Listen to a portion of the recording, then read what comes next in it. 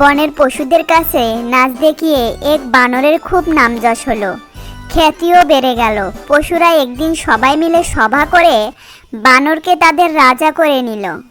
বানর পশুদের রাজা হওয়াতে শিয়ালের খুব হিংসে হলো। তার মতো পণ্ডিত থাকতে কিনা এমন মাথামোটা এক বানর রাজা হলো। শিয়াল কেবল ফন্দি আঁটতে লাগলো কি করে বানরকে জব্দ করা যায়। বনের পথে পথে ঘুরতে ঘুরতে একদিন শিয়াল দেখলো এক জায়গায় ঝোপের আড়ালে ফাঁদ পাতা রয়েছে। ফাঁদের চোখ পড়তেই শিয়ালের মাথায় বুদ্ধি এসে গেল।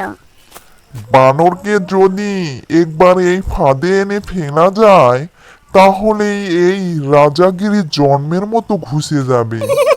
মনের আনন্দে শিয়াল বানরের কাছে দৌড়ে গেল।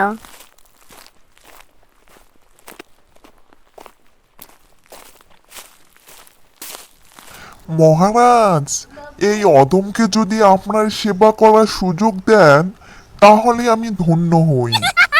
তোমার ইচ্ছেটা বলো, চেষ্টা করব পূরণ করবার। মহারাজ, এক জায়গায় ভালো ভালো খাবার দেখে এসেছি, আপনি সেগুলো দয়া করে গ্রহণ করুন, এই আমার প্রার্থনা। এই বন রাজ্যে আপনি ছাড়া এমন ভালো খাবারের যোগ্য আর কেউ নেই। শিয়াল এমন ভাবে কথাগুলো বলল যে বানর খুশি হয়ে এক কথায় রাজি হয়ে গেল। শিয়ালের মনের কথা সে কিছুমাত্র আঁচ করতে পারল না। তুমি হলে গিয়ে শিয়াল পণ্ডিত, তোমার নিমন্ত্রণকে অবহেলা করতে পারি? চলো, কোথায় যেতে হবে? শিয়াল বানরকে নিয়ে চলল সেই ঝোপের দিকে। কি কি সুখাদ্য দেখে এসেছো বলো তো আমাকে শিয়াল পণ্ডিত।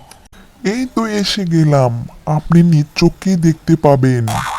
ফাঁদের কাছে গিয়ে বলল, মহারাজ, এই ঝোপের আড়ালে সুখাদ্য সব লুকোনো আছে, আপনি এবার গিয়ে গ্রহণ করুন।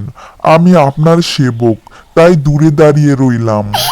বোকা বানর সুখাদ্যের লোভে শিয়ালের চাতুরি ভুলে ঝোপের মধ্যে ঢুকে পড়তেই ফাঁদে আটকে পড়ল।